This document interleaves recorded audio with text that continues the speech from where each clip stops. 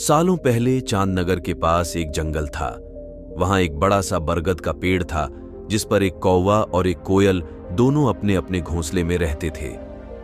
एक रात उस जंगल में तेज आंधी चलने लगी। देखते ही देखते बारिश शुरू हो गई। कुछ ही देर में जंगल का जो भी था सब बर्बाद हो गया।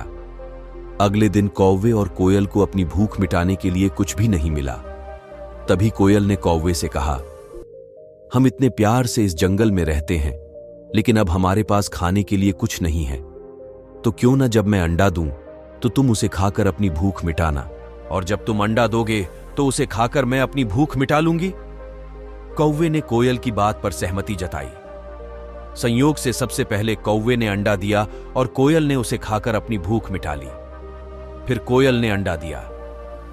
कौवा जैसे ही कोयल का अंडा खाने लगा तो कोयल ने उसे रोक दिया। कोयल ने कहा, तुम्हारी चोंच साफ नहीं है, तुम इसे धोकर आओ, फिर अंडा खाना।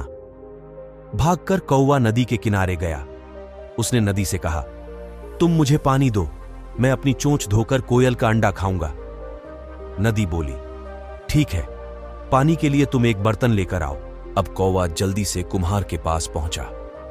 उसने कुम्हार से कहा, मुझे घड़ा दे दो, उसमें मैं पानी भरकर अपनी चोंच धोऊंगा और फिर कोयल का अंडा खाऊंगा। कुम्हार ने कहा, तुम मुझे मिट्टी लाकर दो, मैं तुम्हें बर्तन बनाकर दे देता हूं।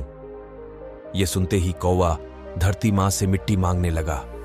वो बोला, मां मुझे मिट्टी दे दो, उससे मैं बर्तन बनवाऊंगा और उस बर्तन में पानी भरकर अपनी चोंच साफ करूंगा। फिर अपनी भूख मिटाने के लिए कोयल का अंडा खाऊंगा। धरती मां बोली, मैं मिट्टी दे दूंगी, लेकिन तुम्हें खुरपी लानी होगी, उसी से खोदकर मिट्टी निकलेगी। दौड़ते हुए कौवा लोहार के पास पहुंचा। उसने लोहार से कहा, मुझे खुरपी दे दो, उससे मैं मिट्टी निकालकर कुम्हार को दूंगा और बर्तन लूंगा। फिर बर्तन में पानी भरूंगा और उस पानी से अपनी चोंच धोकर कोयल का अंडा खाऊंगा।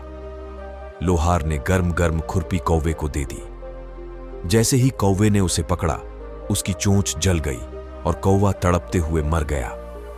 इस तरह चतुराई से कोयल ने अपने अंडे कौवे से बचा लिए। कहानी से सीख। कौवे और कोयल की कहानी यह सीख देती है कि दूसरों पर आंख बंद करके भरोसा नहीं करना चाहिए, इससे नुकसान खुद का ही होता है। दोस्तों, इसी के साथ हम विदा लेते हैं।